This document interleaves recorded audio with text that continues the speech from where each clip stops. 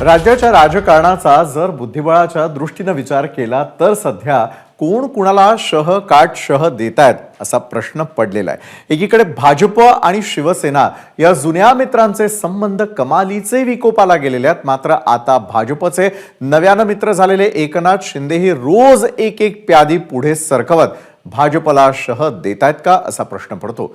कधी रामदास कदम तर आता थेट संजय शिरसाट यांनीच भाजपला अडचणीत आणलेला आहे।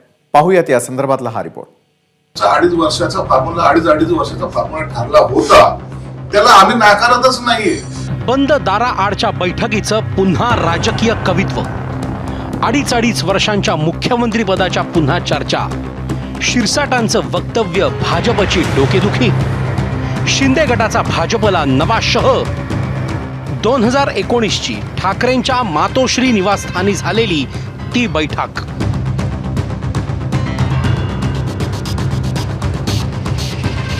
भाजपची डोकेदुखी वाढवणारी बैठक पुन्हा वादाच्या केंद्रस्थानी आली आहे। त्या बैठकीत आपल्याला मुख्यमंत्री पदाचा शब्द अमित शहांनी दिला, मात्र भाजपने तो पाळला नाही असा दावा उद्धव ठाकरेंनी वारंवार केलाय।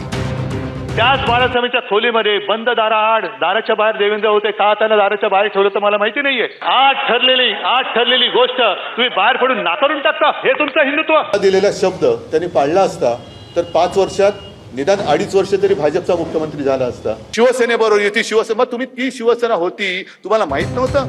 खुद्द अमित शहांनीही पुण्यातल्या सभेत उद्धव ठाकरेंचा हा दावा सपशेल फेटाळला होता। गत चुनाव में मैं पार्टी का अध्यक्ष था, चुनाव मिलकर लड़े, अपनी फोटो से बड़ी फोटो मोदी जी की लगाई, देवेंद्र जी को नेता मानकर चुनाव लड़े और फिर मुख्यमंत्री बनने के लिए विरोधी विचारधारा के तलवे चाटने लगे। आज उनको सत्य क्या है वो परिचय मिल गया। निवडणूक निकालानंतर शिवसेना भाजप युती तुटली आणि उद्धव ठाकरेंनी काँग्रेस राष्ट्रवादीची साथ घेत महाविकास आघाडी स्थापन केली। मात्र त्यानंतर पुलाखालून आता बरंच पाणी वाहून गेलंय। उद्धव ठाकरे सध्या मराठवाड्याच्या दौऱ्यावर आहेत। भाजपवर टीका करताना उद्धव ठाकरेंनी पुन्हा एकदा त्या बैठकीचा मुद्दा उकरून काढला की अमित शहाने मला शिवसेना प्रमुखांच्या खोलीत 2.5 वर्षाच्या मुख्यमंत्री पदाचं वचन दिलं होतं आणि ते वचन त्यांनी मोडलेलं आहे। हे मी आई जगदंबेची शपथ घेऊन बोलतोय। अमित शहा, तुम्ही जर का कोणत्या दैवताला मानत असाल मोदी सोडून, मोदीला मी देव मानत नाही, तुम्ही मानत असाल, पण मी माझ्या आई भवानीला देवी मानतो, देवता मानतो, ती आमची आई आहे। काल तुळजाभवानीची शपथ घेऊन सांगितलेलं आहे की मी तुळजाभवानीची शपथ घेऊन सांगतो, अमित शहानी हिंदू हृदय सम्राट बाळासाहेबांच्या खोलीत जिथे आम्ही त्याला मंदिर मानतो त्या खोलीमध्ये मला हा शब्द दिला होता आणि त्याच्यानंतर त्यांनी तो शब्द नाकारलेला आहे। आणि त्यांनी दगा दिल्यानंतर, कारण मी बाळासाहेबांना वचन दिलं होतं। निवडणुका जाहीर झाल्या, पूर्ण निवडणुकीमध्ये आमच्या नेतृत्वानं आमचे महाराष्ट्राचे पुढचे मुख्यमंत्री हे देवेंद्र फडणवीस असं म्हणलं। त्या स्टेजवर सारे शिवसेनेचे नेते त्यावेळेस होते, पण कोण्याही शिवसेनेच्या नेत्यानं किंवा उद्धव ठाकरेंना कधीही ऑब्जेक्शन घेतलं नाही।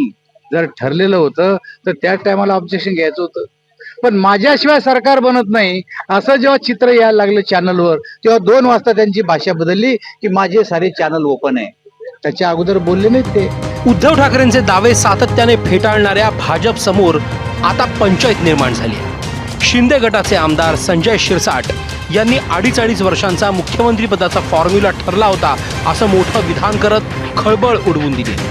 2.5 वर्षाचा फॉर्म्युला 2.5 वर्षाचा फॉर्म्युला ठरला होता, त्याला आम्ही नाकारतच नाहीये।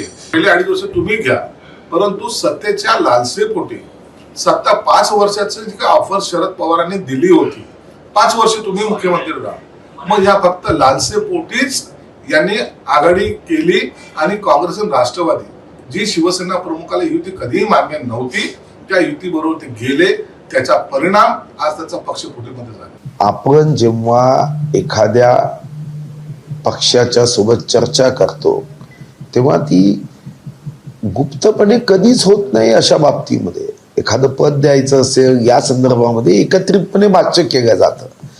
जेव्हा आमचं एकत्रित भाष्य झालं तेव्हा मुख्यमंत्री पदाबाबतीत कोणतीही घोषणा झाली नव्हती। संजय शिरसाट यांच्या वक्तव्या इतकंच टायमिंगलाही महत्व आहे। महायुतीचे नेते सगळं सुरळीत असल्याचे कितीही दावे करत असले तरी ते तसं नाही हे लांबलेलं जागा वाटप दाखवून देत आहे.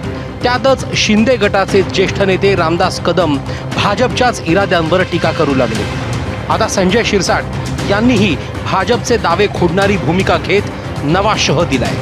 शिंदे गटातल्या नेत्यांची रोजची वक्तव्य भाजपची कोंडी करतायत. विशेष म्हणजे आपल्याच नेत्यांच्या वक्तव्यावर मुख्यमंत्री शिंदे मात्र मौन बाळगून आहेत.